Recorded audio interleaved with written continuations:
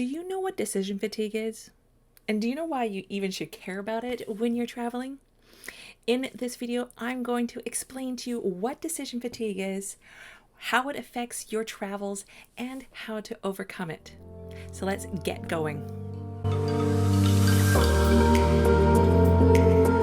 Most people don't realize that decision fatigue is happening or even know what decision fatigue is.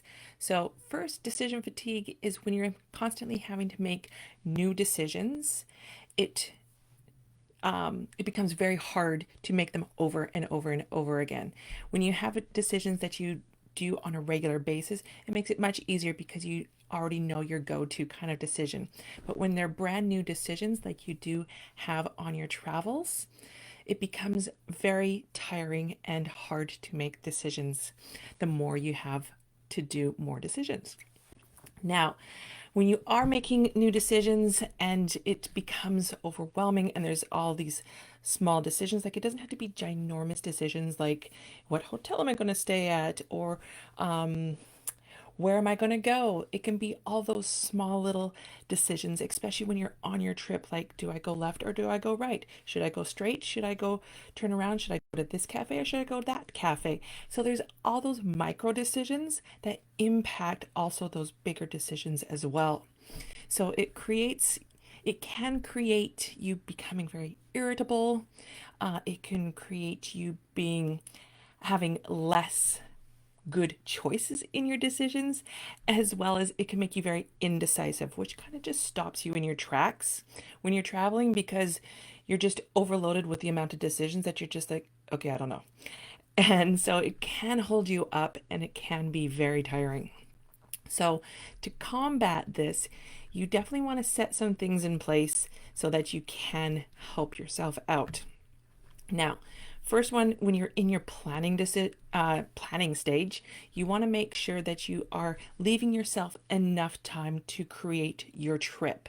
Now, you want to do this because you don't want to necessarily plan your whole trip in just one day. Just for the pure fact that the decision making becomes very overwhelming because there's a lot of decisions to make. So the longer that you have given yourself to plan out your trip, the easier. So you can uh, you can block out your time and spend it on specific things. So you can say, well, Saturday I'm going to just book all my accommodations, or next week I'm going to focus on what I want to do, all the activities that I want to do in one city. So you can group them into smaller chunks and be able to plan it out that way. That way, you can make decisions a lot easier and you are able to go ahead and book those. Now, when you're on your trip, there's one thing that you can do. Well, there's a couple of things that you can do. First, if you're traveling with others, get everybody involved in the decision making.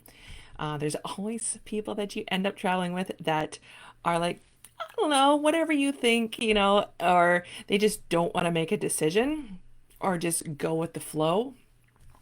It's great to go with the flow, but you still need to make some decisions because having the decisions all on you when you're traveling with others becomes very exhausting and it will get you very annoyed very quickly. So you want to make sure that you talk to your travel companions and make sure that they know that you want them to be included in the decision making and explain why. So this way, people can just make some of the micro decisions, where to eat and which way to walk and the different things to do. Now, another thing that you can do to help yourself in the planning stage is to choose certain restaurants that you want to check out.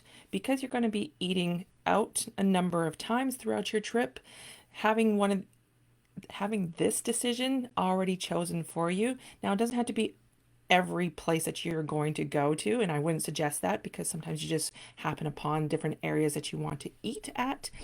But have a handful of places on a list that you can refer to that you've already checked out and you know that are not going to be, the typical tourist place or they're going to be overcharging you and you're happy with the menu. So you can go and just see where those are, head to that, and then your decision making is a lot easier. So there's a lot of different little tips and tricks that you can definitely reach out and try and help yourself to have a wonderful trip without the overwhelm of decision making.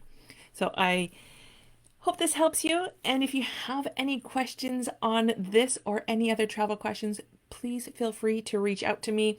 You can also put your questions down in the comments below, and I'd be happy to answer them for you. So I hope you guys have a great day, and I will talk to you later. All right, bye.